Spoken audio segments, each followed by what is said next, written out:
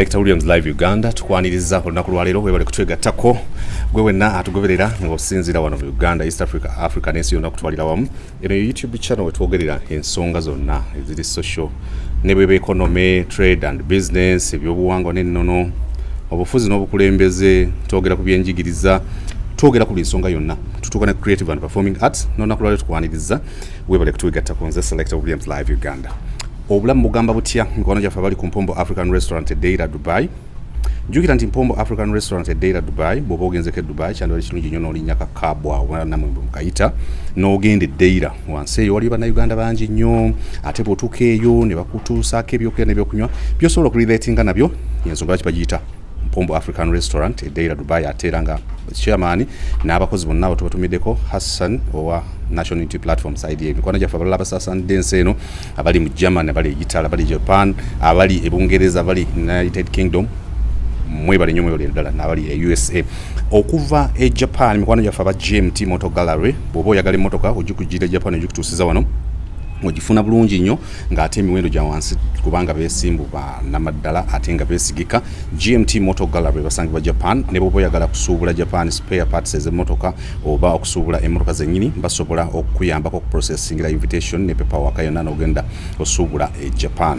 Mikwano gyaffe aba GMT Motor Gallery basangibwa e Japan ate nga bantu be bamu abo bayina ebintu bingi bakolera bannayuganda n'olw'ensonga esimu eyo gy'olabye etambula wansi gyeyambise obakubire obaweereze WhatsApp message obulamu bwonna bukutambula bulungi nnyo. Mikwano gyaffe abalala nga Mr. Uganda Nuhu asangibwa Saudi Arabia twongera okubasabira n'abali mu Saudi Arabia, abali e Doha, abali Abu Dhabi ne Dubai, abaana bannayuganda baliyo nga mulina okusomozebwa okw'enjawulo nga we musula kati wakendedde nga ne bwe mwagala okupangisa omulundi ogwokubiri babagambye mwaka mulamba tubagamba nti mwongere okwenyukunyiza ku mutonzi ebintu byonna bijja kutereera biddemu bibeere birungi nnyo. N'abatalina mpapula naye nga toyagala kukola kubaawo tubimanyi biruma bikosa biteeka ku bunkenke naye Katonda asobola okubayisaawo mu ngeri yonna. Twebaza mikwano gyaffe nga Hajaruna Sekyondo omusomi wa dduwa asangibwa Nakibizi y'omu ku basomi b'edduwa era ennaku zino abasinza okumweyunira be baana abo bali mu United Arab Emirates, abali mu Middle East abamugamba nti ddala ekintu si kirungi nnyo era bamubatanza okuwa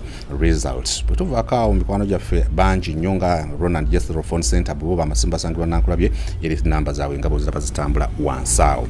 Olunaku lwaleero Selector Williams Live Uganda ndina omukyala gwensaba agenda kusooka akuweeyo akapera wamala okuwa akapera akubuulire amannya ge tukasimbulirawo emboozi nsanyusa okulaba nnyo. Kale Selector William na acapella. I sang last night. My voice is not that good but atenkolechi. Acapella is acapella. Mwagala obupera. Akakantu okalaba.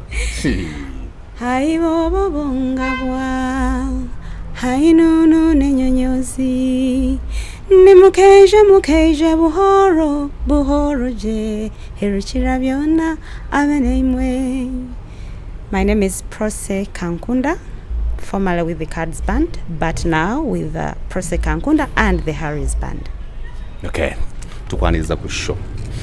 Omukyalo ono okumunoonya okumufuna ku interview ebibe emyaka 5 mutambula nomugamba nemuddamu bwe giwera emyaka 5 naga okay ndabika natera okuwa interview bwe guba guyingira ogw'omukaaga naga okay obadde oyagala twogere ku ki bwe guba guyingira omusanvu naga naye nkyetaaga ekintu ekyo kinkolera n'ebiringa ebyo tweyanziza nnyo kubanga otuwadde omukisa okwogerako naawe. Kale, thanks for your patience. Tolimbye emyaka gyo gibadde mingi ng'onnoonya but finally anti teri kitaggwa kati jaggwa kati onfunye. Of course abawagiza bade bakunoonya okumala ebbanga abamu nga bakunoonya eri ku radio gyenkola abamu nga bakunoonya wano ku YouTube finally bakufunye kakati bo kye basinga okutega ekisooka ekibuuzo kiwedde ekya omukyalo oyo yabulirawa ekyo kyo kivuddewo ekyo omukyalo oyo yabulirawa ate gwa tamulabangako ng'ogamba nti omukyalo oyo yaani olina kitegera butegeezo nti omukyalo ono ye Prose Kankunda akutegeezezza nti yali mu Cards Band ennyimba ngabwa akalulu n'endala ze zimu ku zaasinga omutunda ate zitagenda kuva mu byafaayo bya music y'eggwanga erya Uganda. Abantu bano beetaaga okutegeera briefly gwani. Prose Kankunda nzalibwa Bushenyi district. Mwami n'omukyala Bantariza. My dad is now late Honorable Francis Bantariza. Yali member of parliament wa Buhweju constituency at that time, but now it's a district. And my mom is Stella Bantariza, Mulimi, Mulunzi, the firstborn. We are 4. And yeah, ndi muyimbi, ndi trainer, I dance, I act, what else do I do? Many things. I'd love to select Williams live again. Baba Bushenyi nenga gye wakulira Bushenyi. Nedda ssebo nakulira wano mu Kampala Emmengo. Mu Bulange oba ebweru Mengo awo edda wabeerangawo Caltex. Nga tuga Mengo ku Caltex awo just behind there. Taxi ge kujiramu awo. Aha, wenyini awo.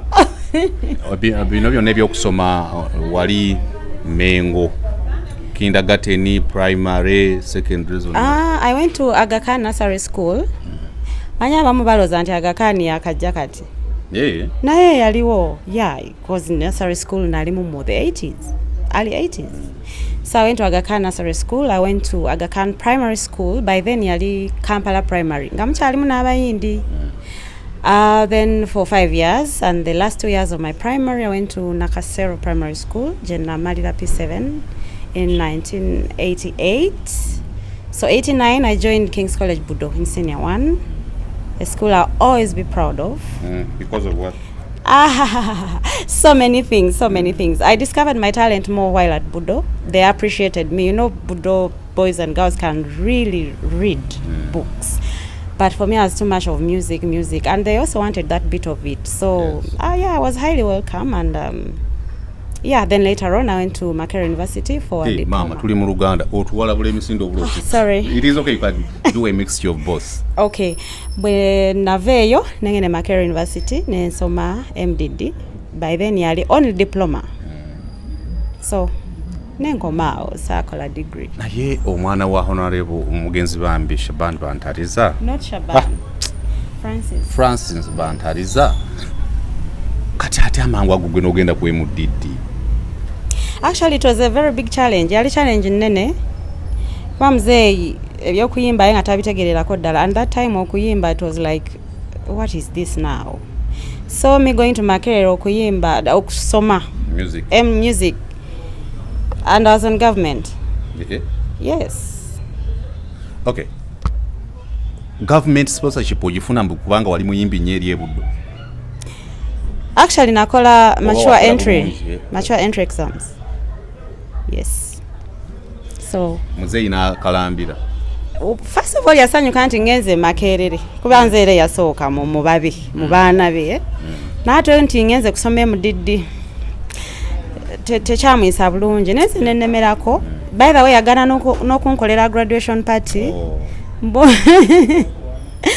Orokuba nasoma music. But life has to go on. My mom was very supportive and life had to go on. So here I am. Music ntaddewo. Music kiki wasome Makerere? Actually, as a drama major. Major, yes. I was doing music as a minor subject and dance, but I'll tell you I was excelling. Ngansinga never major. Never majoringa. Yes, and my lecturers would say, but where do you belong? Exactly. So I thank God for that. I found music, dance and drama just something easy for me to do. Yes. Yeah. I'd love to select Williams live Uganda omukyala gwe tulira ye Prose Kankunda tutegeera tubeera wano ku radio ne TV abantu abamu ne tutamanya nti waliyo n'abantu nga bapracticinga music as an art naye nga bamusoma ebituufu. Music ono bw'omala omusoma bw'ofulumayo wa practicinga music gwe wasoma eri mu bitabo ba watuuka eno mu field wagenda okutusanga nga ffe tuli byaffe. Kakati music ali fane waliwo ow'ebitabo ng'oli amutegeerera ddala naye ng'ate mu kuyimba taliiyo nga taliiyo. Kati ate nze Mukama yannyamba nti wonna ngwawo nsobola omusomesa ate nsobola okuyimba. Nsobola to do dance and also act and kwegamba theatre studies zonna nenzigattira wamu. So when actually nga nkyali ku university I was spotted by so many prominent people that time. Mugenzi Eli Wamala, the late Jimmy Katumba, Zukira Peter Sematimba yali naye alina omuzannyo gwa translating from English to different languages, Runyankore, and they would always come for us at MDD to go and translate from his Dungeon Studios. Was it Dungeon or something like that? Yeah, so I met so many people, and actually I think my final year Bamarking from National Theatre, the late Professor Mbowa yagamba nagenda ayimbe and I had a paper.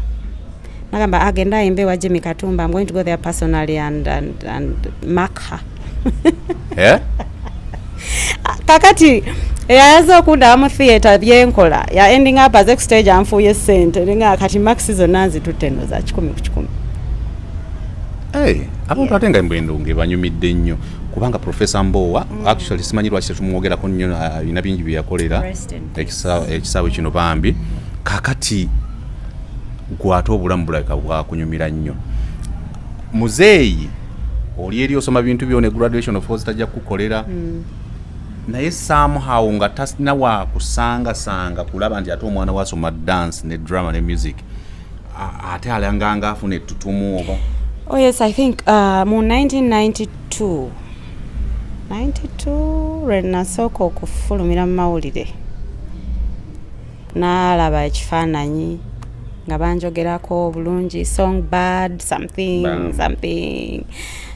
and I was talking about my parents naye nemwogerako so from then nagamba okay nakiriza kola ebintu byo. Makerere of course biwedde Makerere nkyali Makerere katono. I met Eddie Away a few weeks ago and he was reminding me to Makerere bampitanga shala mwana. For department. And also kwegamba the houses. I was in CCE and I think he was in Micho, something like that. So twaberanga ne interactions ezo ne mukola yo shows as a whole. So nganze njagala nnyo ebyashala mwana ngambikolera ddala ngayige so yali ansesa nganzijukiza mbuna nkyeyita shala mwana. Olinayo olimba lwa shala mwana mu lwosolo gegenya. Zonna nsobola naye shala mwana si atulese. Naye kakati bw'ova Makerere ovaayo kubanga abaana bonna babeeranga ku department naddala ate mu abagisanga nga ebiseera ebyo n'abantu nga mwebanyumira naye nga n'abantu bagitunuulira bulala. Ffe nga tunyumirwa kubanga tuli ku gavumenti batuwa tracksuits batuwa ssente. I mean it was fun like ogende bweru no performing mu different bands awo nenjoiningako Tone Sengo Mugenzi with the Badindas band nenyimbako eyo nga nfuna siringi kasanvu a week. A week kati nganze pocket money Makerere sikaba. So for me it was fun. Nekati nga wofulume bwe muntu nakubuza osoma kye Makerere. Nga bogamba nga tugendera mpola. Yes. Oyogedde ku kya Badindas. Badindas. So tunyonyola group eyo yalimu baani yali yani ogiyimbira mu kodi. Badindas band yali ya Mugenzi Tone Sengo awo ngavudde mu Afrigo nga amaze n'okukola band endala the Big Five. Kati era nayo negwa so nakola the Badindas band. Somehow I would be spotted ngoba oli awo ne bakukima ku department nti waliwo bandi bweti bakwetaaga jo auditioning em katono olabe and me every time I would go to sing I would show nga njibba. Yes, so that was it. So bandi yali ya the late Tone Sengo mwalimu ne Robert Segawa Akiki Romeo abasinga baloza wa Cards band naye Romeo twava naye mu the Badindas band naye yali akyalima Makerere oba yali akavaayo something like that. N'abalala along the way Titi joined the Badindas. Along the way Winnie Munyenga joined the Badindas. Mu bufunze ate ffe tutuuka eno ne tulaba Prose tulaba Akiki tulaba Titi nga bazze mu Cards band nga tefe tuba ng'abalaba nti bazaaliddwa eno mu Cards band. Actually mu bonna mu Cards band nze nasooka okujoininga and then the boss would always ask me, can you bring me some other person who can sing, some other person? So I recommended Akiki Romeo and Titi. And that's how they joined Cards band. So mwe mwava mu Badindas ng'egudde kuba kyolowooza ekyaleetanga obuzibu obwo bwa Big Five neegwa Badindas neegwa kizibu kyabanga ki? gwe nga atlisi yafuna omukisa okuva mu Badindas?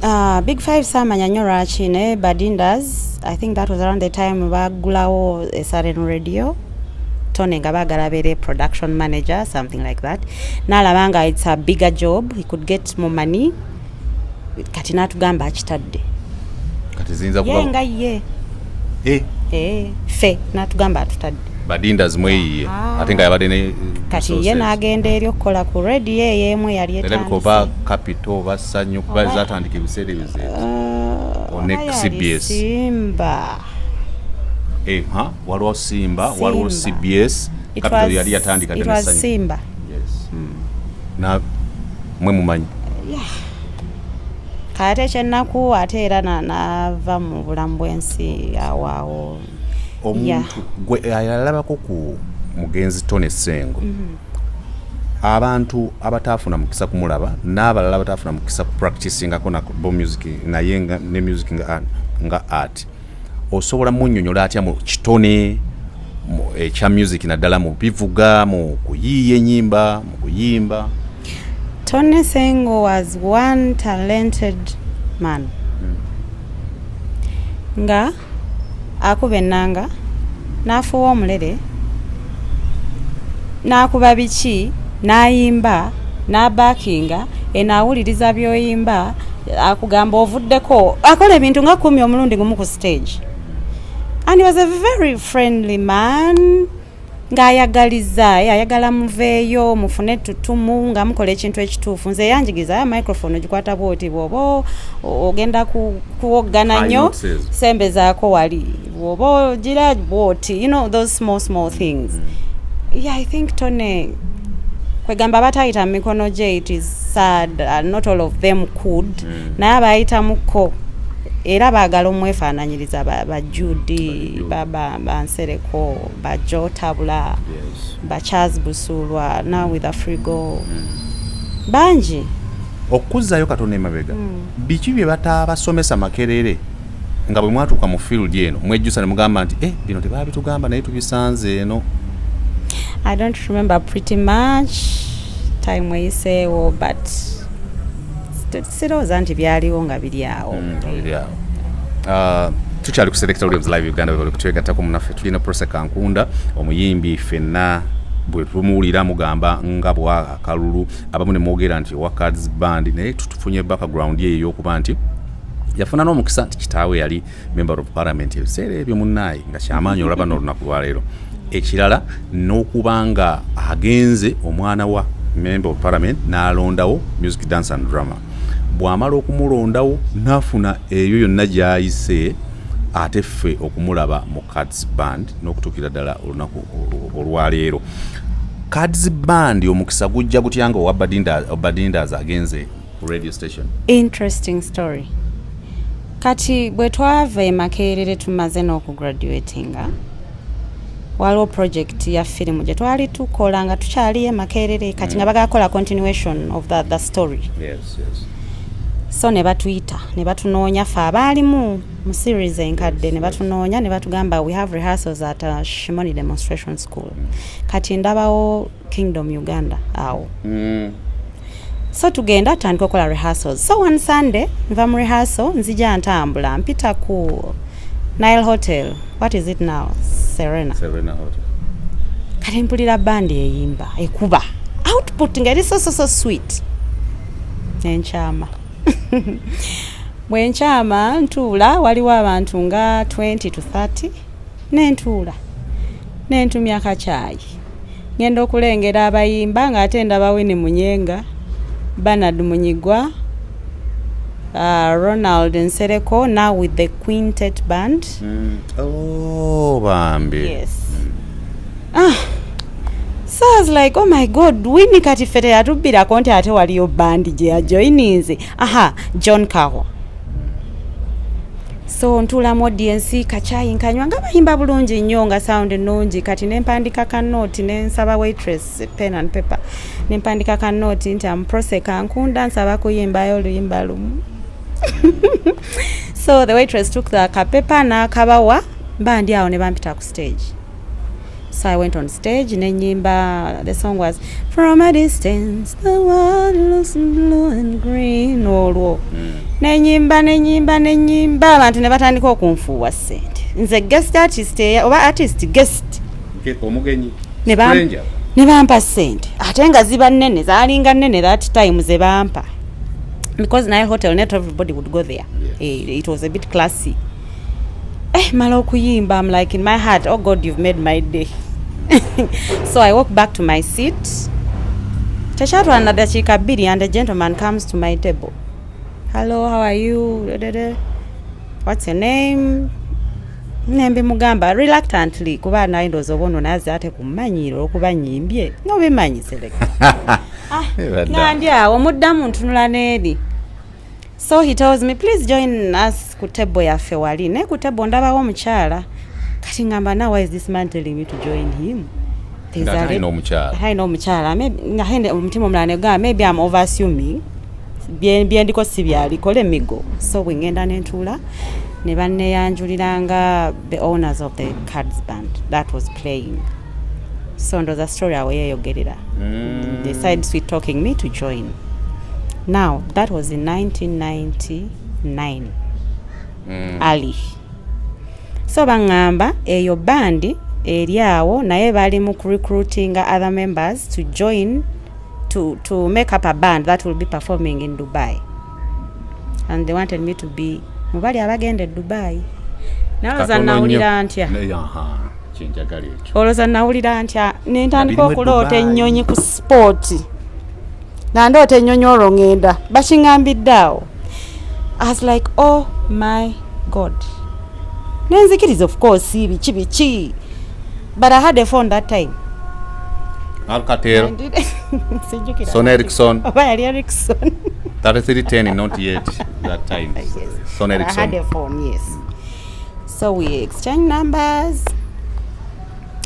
Nene tutandika oku communicating ne bambulira base ya rehearsal yewa ne tukola rehearsals eyo gye nasanga amigo wawawa omugenzi nga naye ali eyo. There is Franco Mpamis of the Bantus band. Ne tukola rehearsals, then we left I think around September 1999 for Dubai. Waina passport byonna babikolako. So that was my first flight. Uganda Airlines? No, Kenya Airways. Patemanyi nti Uganda. It was Kenya Airways. Atulaba ku Selector Williams kati gwe ennyonyi ekintu kye bayita aeroplane tokizanyirangako. Naddala bbanga eryo. Muzeeyo omutegeeza otya maama ne taata nti gwe mulaba ono weemudiddi ayinayo olugendo.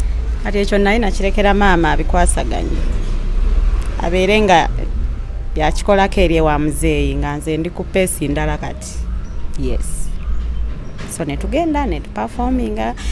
That flight is so memorable since akujerabira. I cried all the way nga ndaba gye tugenze waggulu batunadda wansi. Toli wa campus tewamale makerere gwe ayina amaala amanya bennyonyi gogambye naye nange up to now ekyo sikimanyiranga. Buli bweyambuka bweti jukira yo mba ngamba tewali chance kuwona. Tewali. By the way tewali.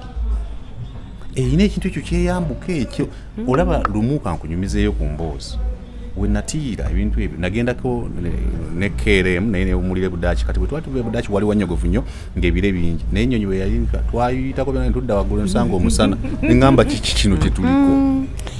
So that's how interesting. You landed in Dubai. Yes, we did. And you were expecting to meet who in Dubai? Ogera kuperformingira ni bogeno. We were told there's a Ugandan audience in a certain hotel gye batera ogenda sikyajjukira nabwe manya. Yeah, and basically that was it. Era twasangayo bannayuganda bangi ne bands endala naye nga zaba Filipino okusinga. Yeah. So ne tu performing naye we were supposed to be there for 6 months. Yeah. Doing what? Yeah, it was a contract in that hotel for the band to play. Agreement yo Prose Kankunda ne bananyini cards yaliki in monetary terms. Kugenda kuyimba myezi 6 nga buli mwezi sente ze bampanzi manyi mu $. dola mmeka byaggwa nawe wazikozesa dda. But one funny thing, bwe basooka okumpa omusaala eri nga ndaba obupapula butono nga twamanyira ekyalo kyaffe ne kidda. Ekyalo kyaffe ne So I was kidda. like, I'm going to keep my money until I go back to Uganda. Nzikyuse zibeere nnyingi. Tewamala campus gwa akyalowooza ebyekito. So what? Campus, so what? This is a life experience and reality, yes. N'ogamba nti kakati nze bwe ntuuka eri zifuuke ennyingi, of course. Kuba n'eddola nali sizirabangako kirya naye nga manyi bw'okyusa zino ofunamu zino naye kati okuziraba physically nti tukusasudde kandaba obupapula nentereka but ku mwezi ogwokusatu nga tuli eri I lost my voice nga esi tenkolera wadde. You know, I can be in AC all the time. Olina okuyimba, olina okurehearsinga ng'oli mu bunyogovu obwo. So at 3 months there I lost my voice, so I had to come back to Uganda. Yeah, but I don't regret anything. I was already missing Uganda. I was missing Matoke. Nga waliyo obuli obupapula. So ne mukomawo. Nze ne nkomawo after 3 months, abalala after 6. Of course they sent a replacement. Kuba nayisobola kwogera. Wala nakati selector nayi performance ekiro, so I'm not so okay. Na imagine singeba SC every day. You know what is in Dubai. So. Mukomawo wano ku kisaawe. Bali aba kukima kubanga ekyo nakyo gaba mawulire wadde gwe ddowooza lyafudde naye nga Prose Kankunda ava Dubai muyimbi. Kati boss wa Cards Band yali esigadde eri twali tugenze na mukyala kati omwami yali asigadde. Abamu baali basigadde eno. Anti kati eyo bandi gye twasanga ku Nile Hotel yo yasigala. Kati nze ne joining area yali Munyenga yasigala. Yasigala ne Titi yasigala. Ne batagenda. Naye era kati wenjogerera kati bali waba Munyenga tali mu America. Yes. Titi tali nyanyonyi every other day. Yes, ekiseera ekituufu bwe kiba kituuse. So boss ono omwami yali asigadde eno yakusindigira kukima. Yankima. Yes. Picked me up. Ne weegatta ku Batiti. Kati but after some time I used to go watch the shows kuba bwe naberanga eka nga siba settled. Njagala ngenda at least ndabe kiki bakola, how the band is growing, which new songs they are doing. Kumpi nabo. Of course ne mukama waffe oyo bali bamwita William Kamukama. I like you so much sir. Wankolera kinene nnyo gyali n'omukyala gyali. I met them last December, bali wano Uganda. Bali bweru. Babeera mu America kati. Ebiseera ebyo mwenga muli mu Cards Band weegase ku Cards Band. Bayimbi kigwe bojjukira abaaliwo. That is ndoza kati wali ogenze September 1999 kale katwogere 2000 nga industry yamwe mweri biki ebiseera ebyo nga baani abakabi. Of course Afrigo Band was there.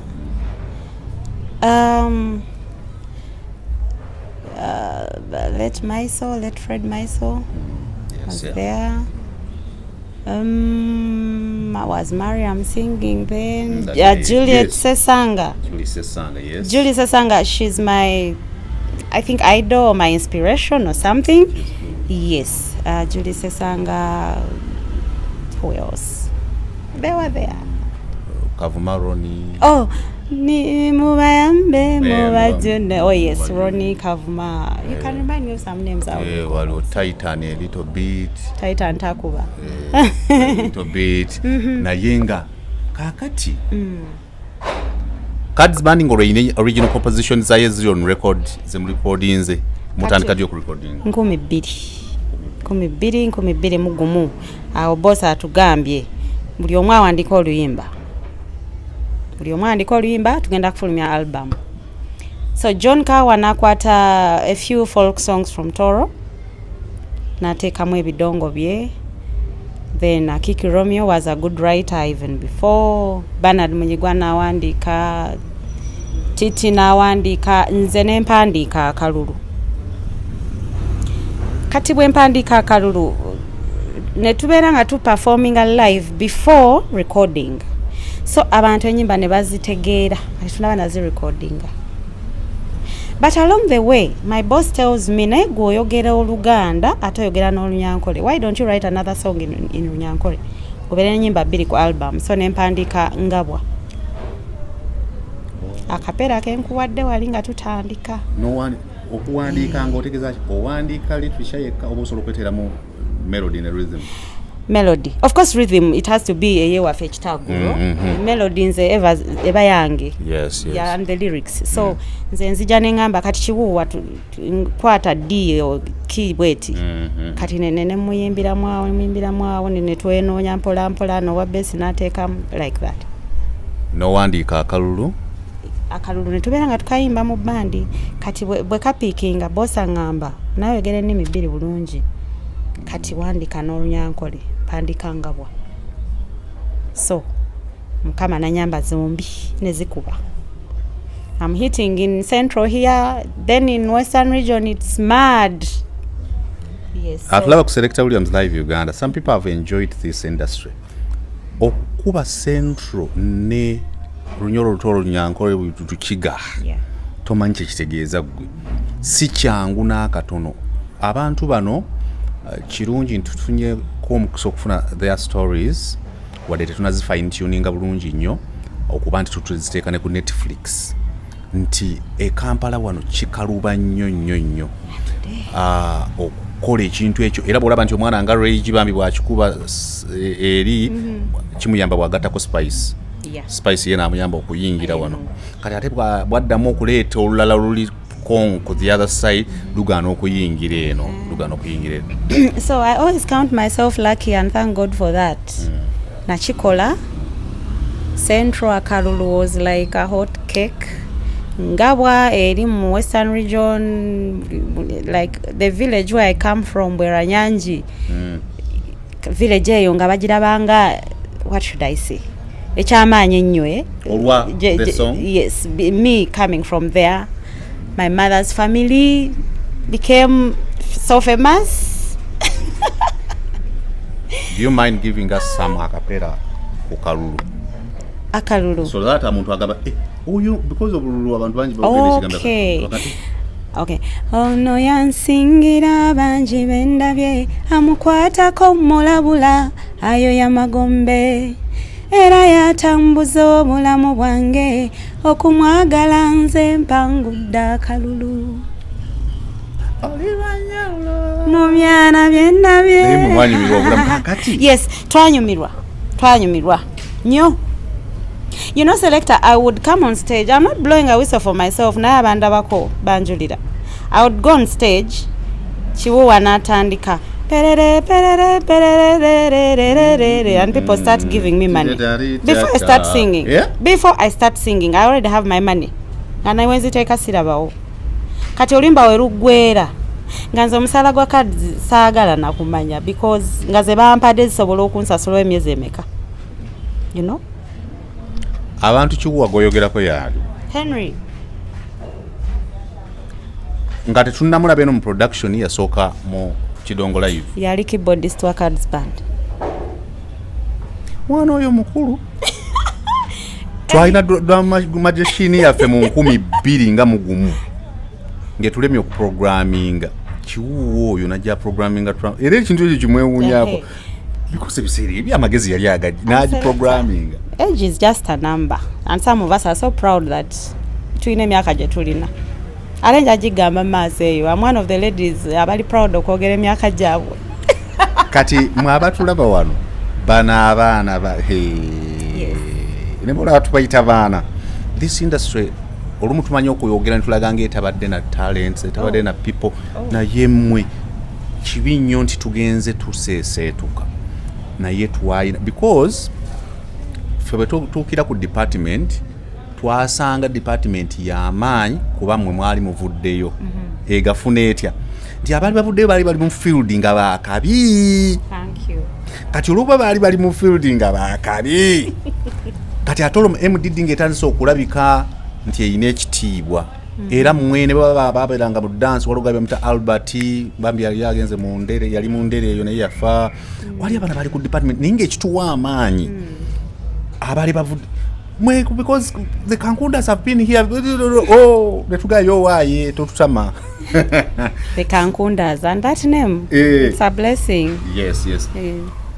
ebiseera ebyo gwe ng'omukyala ng'okolerera ki? Nga nkolerera kuba bulungi, to have a good life, not to be a beggar or something, to be okay, to be fine in life.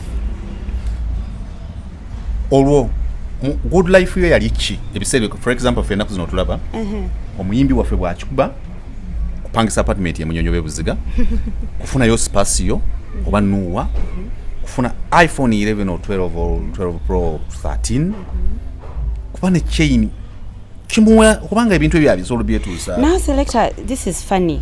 Fe obanji kati ngambe nti myaka gyaffe ng'ate bw'oba n'erinnya n'okwambala chain ng'owulira oswala. Yes, ebyo bling bling. Okubeera awo nti muvuga amamotoka simanyi nga tya byakoze bitya, it wasn't an issue, not at all. But do I eat, do I sleep, do I carry on composing my songs, do I go to radio and talk about myself and I'm welcome with open hands? Sina crime yonna bweru. Yeah, it was not about showing off or ntiolichino national. No, not at all. No. Ebiseera ebyo ekimu ku byasinga okuvuganga ennyo yabanga music wa group. Bw'wafuna erinnya tewakemebwako kugenda solo. Bwe nafuna erinnya kale kungabwa n'akalulu. No, me, I was just enjoying the fame, the money I was getting on stage, the many friends I got, contacts I had. I was simply enjoying that my mom is now well off and my dad is a happy man now. That about your music practice, I'm okay musically and the papers are all over me positively. Dad yakuita ku mikolo gye naga muwala wange ajja kuba at least yatandika okugamba nti oyo muwala wange, bambi oyo muwala wange. Bambi nabera proud. Nabera proud of me. Your first car? Let me tell you something, I've never owned a car in your life. Yes, I've never, because it's not a priority. It wasn't, or it isn't. Priority Jenaina Njimanyi was to have a house era jeri a car. That's why I'm always home. Yeah. Omukyalo ono gwe mulaba all the time. I'm in Bushenyi. Hati you know what? I'm in Bushenyi, but Bushenyi nobula okuvuga yes, because that is home. That is home. Wane Kampala najja ne nsomerawo ne nfumbirwa wo, but home. You have never owned a car. Nti nsasudde nguze emmotoka nti yange. Nedda. Bakugulira emmotoka. Siriwo. Bakugulira emmotoka. Naye lwaki eyo ogendayo? Omanyi abantu abo balaba abali awo. Oli muyimbi munene. Kujjira. Let me tell you. Kati nga buli angamba okungulira emmotoka nga nze mugamba nze njagala kumaliriza nju yange mu kyalo. Kankondo oli muli. Yes. Yeah. I won't mention the name, but someone came with keys and swinging keys and showing me a very nice sporty car. What? And I was like, my house needs tiles. Oyino muyimbi gomfananire ava wamwe. Honey. Sijja mwogera. Mutama. Yes, that was it. Bane mutama. Ate people get a funny perception baga nti no yadda mu kyalo. Yagena mu kyalo. Yagwamu ali mu kyalo. Naye waffe ye ka ye wange. Why should I pay rent nga nine waka? So that's me. That is Prose Kankunda. Abakyala bonna ennaku zino badde balina okusomozebwa kwe boogera abakyala abayimbi kabaga nti okuyimba e Kampala ng'oli mu kyalo osanga ebizibu, abasajja bakusumbuwa. Gwe ng'omukyala yali akava Makerere University nkugambye ffe twatuuka ku department nga department all the Kankundas kigambo ekyo nga kyemufunza amaanyi ago ne gajja mangi nnyo. Okusomozebwa kw'abaami okusumbuwa kuyita moto. Of course, ebyo bibaawo naye gaba maanyi go. It's your strength, yes. It's your heart, it's you who knows how you handle things. Yes. I had so many all over me. Deno sango no deno ojja ku show bajanga 15. Of course we mu amuyisa jala be show. Naye the end of the day you go home alone. So it is up to you. It's your heart. That's why some people find me bagamba nayo kyali mulamu kati ne weebuuza lwaki yate mulamu. Lwaki nze siri mulamu. But fena tubiyitamu naye it is the way you handle. You handle it, yeah. Along the way wasalawo n'ofuna omwami noga kati Kankunda waabwe nefunidde the right person.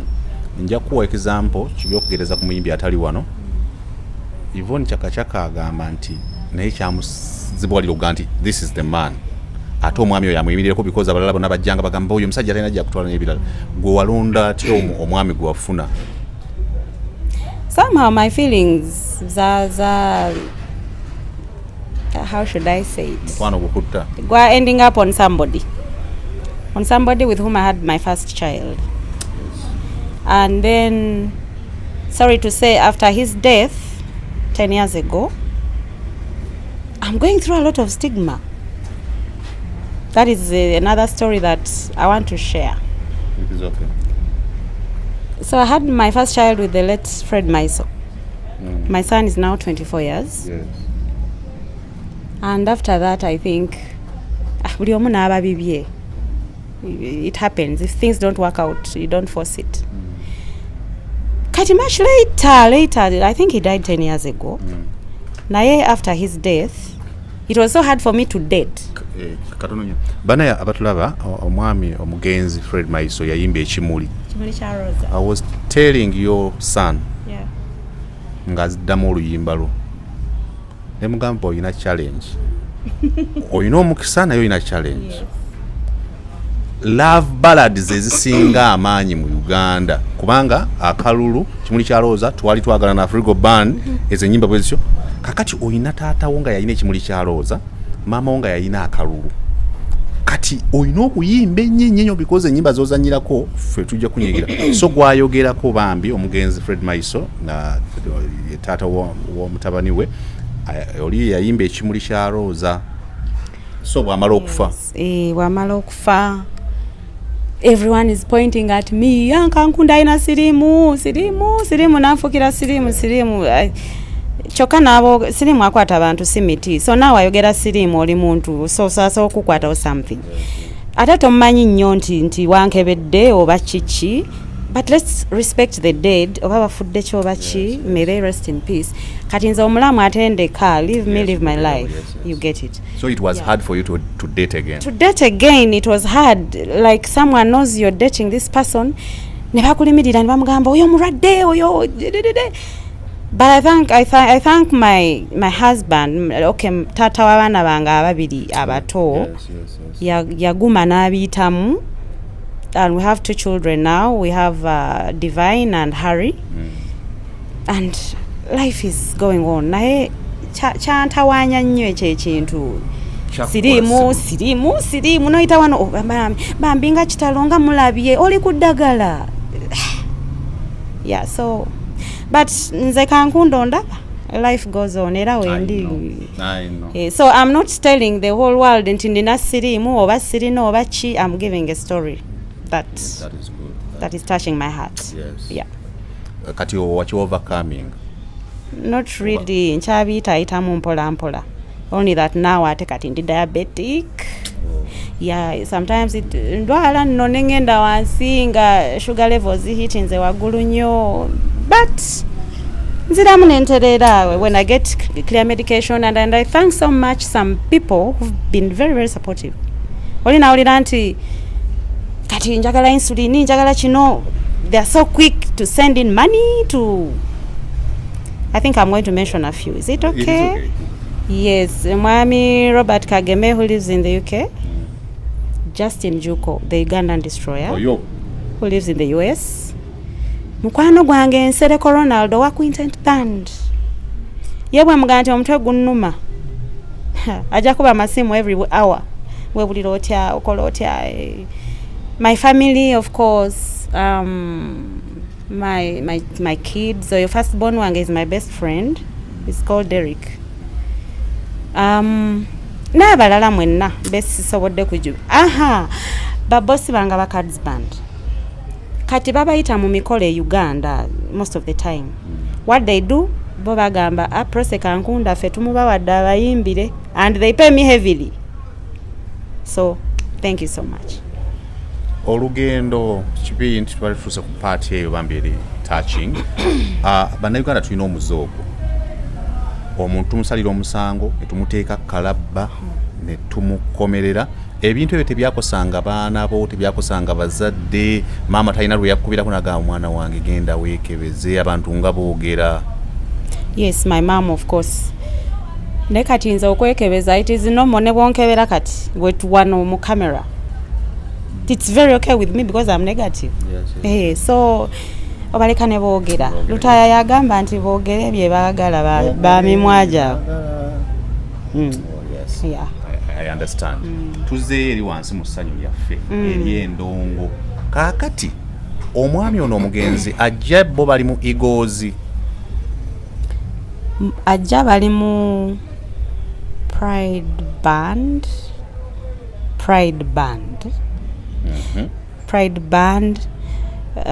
Then yakatolwa mayali Diamonds. Afro Diamond. Diamonds.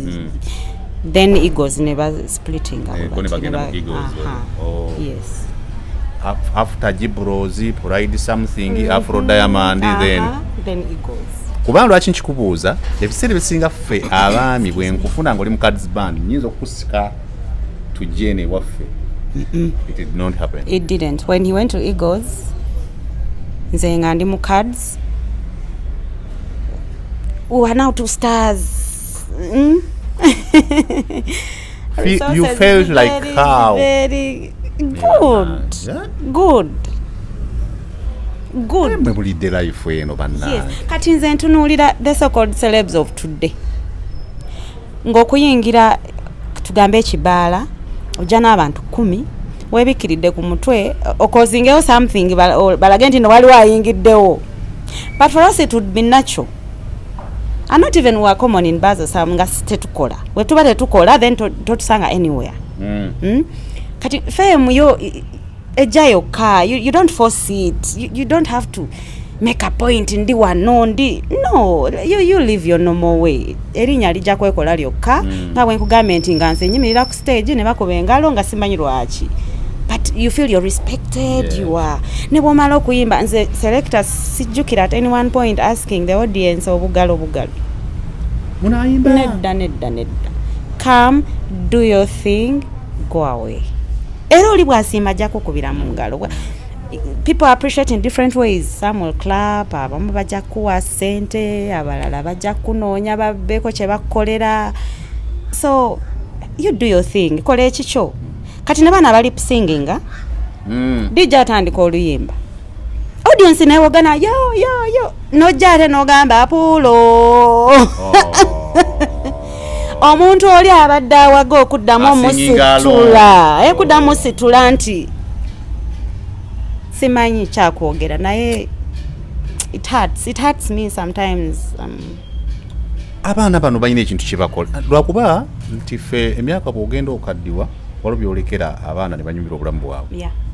Guys, it is not sweet. Ekintu ekyo kyemukola ekyo oluusi when I'm on radio I would tell them ekintu ekyo kya busiru because otandise hit song people are already jumping, they are singing along and you're pull.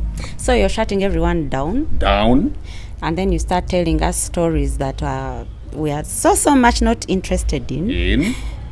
We want music. Kati okunziza mu mudu eri mani nakugobawo vaawo. Yes. You get. Ndi fan wa Palaso. Do you know that? And I like happy birthday. Happy birthday too. Namulabako ku show ate nga yiye nga balanze ye waffe eyo. I said Bambi, let me go and see Palaso. Na ye tebamulanga bino people put your hands together for Palaso. He just walked on stage ndoza naye ayaga kulaba amaanyi ge galiwa. Ensi negwe ddalu. I credit him for that. Excellent. It is very very okay toina kusooka ate kukuba bulango mwaka mulamba nga bojja ku stage. I liked it so much. So let's steal some of these ideas. Zija tuyamba performances zaffe. Emikolo fenna kuzinembaga introductions, wedding parties. twakagiraba njagala onnyumize babapangisanga muyimbe ku weddings ebiseera ebyo mwabayina akalulu n'engabwa kakati ngabwa lutegeeza ki it's about a girl child getting married off being married off. Yes. So ngabwa yate eri mu western balwagala nnyo ne balukozesa nnyo ku mabaga era cards band netandika okuyitibwa kati wenjogerera tewali mukolo mu western region ogw'okuhinjira. I think it is yokwanjula here in Buganda notakuba luyimbo oluyimbo lwafuluma 2000 kati myaka emeka? Many years. 22 years. Yes. Nakati bwengenda ku mbaga lwe baagala oli akugamba ayimba olwo lwokka lujja kunkolera. Njagala olumu otekeyo challenge mu show yo olabe ennyimba mmeka ezisurviving for 22 years. At least 10 years. At least 10 kale. Oluyimbo olwo ennyimba ezo zonna ziwakola bazikoleranga mu studio ki era producer ki? Kasiwukira Steve Jean. Yeah. Watuukako ekise waliwo okukyuka mu administration ya cards band ogamba nti process gwe tubadde tusasula ssente bwe ziti olwokuba ashootinze nnyo oba nakiiki ashootinze tubalabe mu ngeri ey'enjawulo oba wasigala at the other. Bannange nedda ffenna nga batusasula kyekimu kati ffe nga individuals nga ffe twerwanako ku stage ofune ssente opafominga abantu bakole ki naye nga nti first of all we are being paid per show. Okitegeera so babaga nti show sente bweziti mwenna oba gwe Romeo oba gwe Kaawo oba gwe Kankundo oba gwe Titi sente zezo ne kweyo show kiri eri gwe okozesa obukodyo bwonna abantu bakole ki banyumirwe bakusiime bakuwe kasente. And we were enjoying that. Ego teyalinnya muko eyo naye nze ebyange era byebyo gade bikulya gwe kasoli kuba omuziku nze kasita abantu basanyuka. I'm confident ndi confident nze mba manyi nkoze ekintu kirungi kati ebiddirira you get abalabanga cards band olusu tusobola okugenda ku African Village oba biki twalabanga a neat band neno selector na oli mukulu African Village oli mukulu bana mfe twakula tubawulira kakati kusoomozebwa ki okubeera mu nannyini bandi kwasanga kusobola okusongako nga wadde ali mu bandi ogamba naye bannaye bannannyini cards omukyala n'omwami bambi tubasaasira ku kino kubanga ekisooka nze kankuwa okusoomozebwa ku mbalabamu oyina big sonyiwa father kalulu no parking gundi munyagwayi n'olulwe Julio tunuza bukambwe nga nkutokamala onno bayina you have Chris on the drums akuba oyo gayi twamupangisako ajja kubire mu church neetabuka twaleta kibuwa tukubire ku nnanga ne tuleeta Chris yali akuba engoma bani omusajja yali yali mu mataka kati real estate Chris yali akuba engoma n'entertainment yonna Chris Kiraga kakati omwami mwenga mmwe ye mulaba ayita mu kinanyini band okusomozebwa nga abafuga abakulembera ati abalungamya ati mujja mu rehearsals on time bikare n'ebirala. Yes, we would come for rehearsals on time. He was first of all a good father. Fenna, you could reach out to him, you have a problem, he would solve it. If you have this. Yasoka Fenna natukwata bulungi nga abaana be. Kati tewali alina contract, tewali alina kine bwagamba enkya ssaawa 3 nga 2 Fenna twatuuse dda. Ebyo njagala bano ffe tubiyige. Nga byatuuseewo buli kimu nga. It's not about that document. Exactly. That's the point I'm making.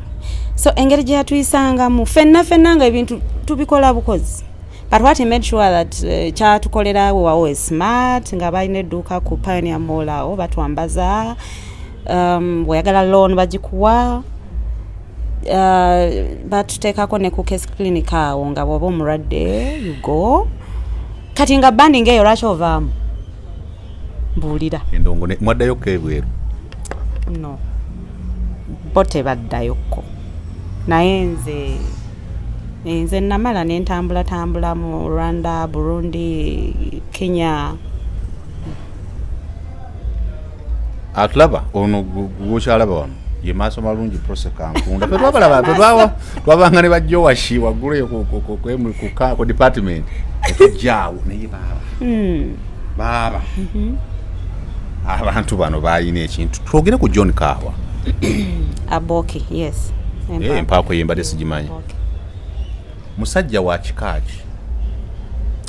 He's also a multi-talented man. Akuba guitar bulungi nnyo, akuba keyboards, and then he has a voice. Bajita batyeyo bass. Balton. He has a voice. Ngoyimbye nga yiye. Omusajja olina yatulema. Tugamba ye yabaaki. Naye now he's down ali mu wheelchair tumusabire. That's all I can say. Yeah. Romeo is around. I talked to him when he's around. He's very, very around. Yakawedinga. Mwali Romeo. Yes. Kakati mwaina band leader. Kuba ffe tuli mukola zi band ennaku zino. Naye twagala okutegeera Cards band nge eyimirira weta Akiki Romeo yalinga ku Capital atenga bwajja ayimbe wammwe. Iye. Era natuleeteranga bonna aba Capital abo abakolayo n'abaleeta mu show. The late DJ Ronnie bani abo. It was fun, William. Yes. Why didn't you join us always? Atwali nawe tukyali bana. Twalina ebizibu byaffe because that time ngatendi mu VCA wakatulina ebizibu naye nga na cards eyingirikika. I remember Juliana yajjako ku African Village. Kati ngate nange muwulira atandikiriza okuyimba. Yes. I think bali bafulumiza oluyimba ne Irene olwo. Nendwagala nnyo kati Ronnie amuleeta awo ku African Village. Kati mbanva ku stage ali mu kasiisira awo twali tutera okutuula ngamba wow you have a beautiful voice. Nemugamba oh thank you. Naye mu mutima ne ngamba naye nakimanyi nti nange mwegomba bwayimba. Kanyomozi nnyabo. Yes. Mwenda buli muntu anyumirwa munne fani we. This is Prose Kankunda agamba mwasingana ku African Village gwe mugamba wow oyimba bulungi atenga ne mutima gwa agamba wowe oyimba bulungi. Oh yeah. Yeah. Hey. Juliana so much. Amawulire mutandika ddyo gawulira nti pandi naatera oku. Amawulire tetwagawulira naye twakirabanga kigenda. Samukama waffe yasalawo kuyingira politics. Actually Romeo yafukamira ne wansi namwegayirira ekintu kyaffe kigenda kusaanawo. Teyawuliriza. It was a very long and bad story. Cards negwawa, and that was in 2000. Because of the resources tezikyaliwo. Of course tezikyaliwo because nga byonna babitadde mu politics biki byonna ebyo. And twali to shootings awo nga nakava ne mu Cora awards like Cards band being nominated what well we tetwafuna award naye the fact that we were there and ngabwa ye yatutwalayo that Chitaguro song. So that was 2005 I think in Durban. Kati tukomyewo kubanga n'okufuna just a nomination in Cora Awards Durban South Africa kyali kinene nnyo. Nzijukira bwe nabeera nominated banange radio interviews nga nze nsalawo ngenda kweriwa TV interviews bano mpandikira gulire gundi kwegamba ate nenfuuka stabuto. Yeah. Nebaza omwami Edison Eddie omanyi toggwayo. Ye yangamba mbu give it a shot for Cora. Manyi kale abamu waliwo byoyogera ne bakunyigira Eddie. Yes. Naye waliwo oluusi lwagamba ekintu nga kiyinza okuyisaawo. Nze yangamba give it a shot Cora that song bichi, and that's what I did. Submitting ne bangamba mpandike ki bachita batya in French and English. Is it 500 words? Bakaita biography? Nenkubira Joel Isabirye. Nganyamba. Well, how can I write this? How do I do it? Nabimbulira byonna ne submittinga. Netulinda. bannange nembeera nominated. Actually nze nawaayo Prose Kankunda nempaayo Ngabwa as a traditional song, but I said I'm under Cards Band. Naye ne banteeka mu category eya East Africa Best Live Band. Which is good, it's really big. Nengamba kati ate mbadde mu Uganda, kati ngenza ate mu East Africa. You know what, I'm a never kleptomaniacs. Canaan. Do you know this Canaan?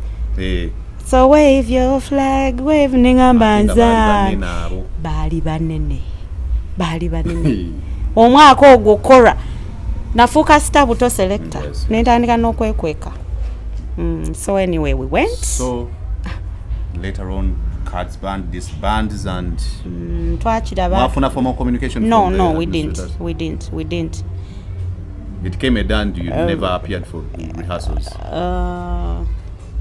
Twagenda okulaba nga shows twali tukola nga batugamba in the different places nga boss ayinza okwira nagamba nti enchate tugenda kukola, and you won't ask why. Enchate tugenda kukola the other day tugenda kukola. Twagenda okulira nti bagenda bweru. We were moving akira ngwa. It was so sad. I felt by the way I've never recovered because I was being treated like a baby. So yeah, but they're there Jebali mu US. No kola kyolo gwe going solo and etc. Kati abantu ne batandika okummanja ennyimba empya. Oziraba? Nga nziraba. Kale nga nsobola ziwandika. But who is going to take me to studio now? Who is going to shoot a video? Who is going to finance all that? Remember. So it was a bad situation for all of us. Naye buli omu n'akwataliriye ate tukole ki? No sigala okusurvivingira ku Ngabwa n'akalulu ku mikolo. Era Ngabwa nakati as we speak. I performed here last night and Ngabwa people run mad. Yeah, the song which is 22 years old. Yeah. Ka story ka process. Tebigwayo. Kanyuma. Naye nga tuyigirako bambi olumu tujja ne tubasumbuwa tugamba mpayo interview. Abantu bangi abali ku radio ne TV ennaku zino tebabalaba. Yes, true. Era omuntu ne bw'aba anoonya interview tamanya ani waakunoonya kubanga tayaliwo generation eyo tagimanyi. Kati olwaliro nze kyembadde nnoonya okutegeera nti ekisooka oyinza obutaba na tena document naye bwe wabeerawo enkolagana ennungi ne boss wo musobola okubeerawo. Beerawo bulungi nnyo ffe twabeerawo bulungi nnyo nga tetulina kantu konna katugatta. I remember one time Cards Band was going to perform in Kasese ate kati ngeeyo mu Western nga by hook or crook nina okubeerako. Then I had a show in Burundi, in Bujumbura. Kati nengamba boss I'll make it. Shonga ya lero e Burundi, Cards Band yancha e Kasese. But after the show, early morning I was on a flight back to Uganda and I'm on a taxi to Kasese. So yes. I told you I've never owned a car. So bali batandika show sawa nga 3 ez'ekiro. Ng'oliyo. Nga ntuuse. Spirit eyo giraba. Ngava munyonya ate nva Burundi. Naye nga ndi Kasese sawa 3 ez'ekiro.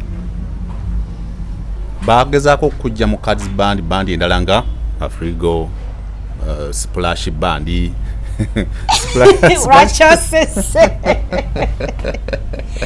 Oh yes. Bagezaako nyonyo. Of course ng'omuntu yenna bw'obeera oluusi oterebuka n'ogira Splash Band yes. Millennium Band. Naye era Cards Band yali ekyali. Yeah, it had its own way of things. Yeah, zake ezo Splash ne Millennium Band. Afrida na nedda. Afrida na Jazz Band ne badde mwendongo. Olina ekyo yagala okusemba obubaka bw'osembyayo eri abawagizi oba kyetwogeddeeko. Kuba kati sobola kubuuza ennaku zino watubulidde dda omwami waali bambi mulina n'abaana bammwe babiri omulina omutaayi omulenzi ono omukulu ayimba bulungi. Oh yes, Derek, my firstborn ajja kuyimba nnyo namuli. Yeah, he has a beautiful voice. Select abaana nina batano. 5 children. So Derek is number 1. Number 2 bamwita Elton. He's based in DRC. He's a very good footballer. Oyo wakubiri. owokusatu she's called Malaika, ali mu senior 2 n'ababiri abato. Oh yes. Harry and Divine. That is good. Yeah, Divine ajja kuba muddusi. She can sprint. Then Harry is just mommy's boy. Okay. Naye wetakonyewo katono era nga tugenda kumaliriza oli mu banguzi musomesa wa music. Yeah. Ogenda mu class crochet assembly n'ebiki. Essebo. Ne mala ebyo ate ne training oba mazina gonna ni traditional song dance njikola oba magunju oba byonna I can train all that. Yeah, and I've written some anthems of some institutions. Like? Makere Business Institute. I've written their anthem. If you go to their office, I wrote that in 2004. Okay. So recently I just wrote one for Valley University of Science and Technology. It's in Bushenyi. It's about 2 years ago. Yeah. Abaana babitegeera music ono obujogoli mu class. Tebabitegeera bizibu naye ogezaako okuba buli omu alina obwongo bwe bukoma, so ogezaako naye tebabitegeera bulungi bizibu.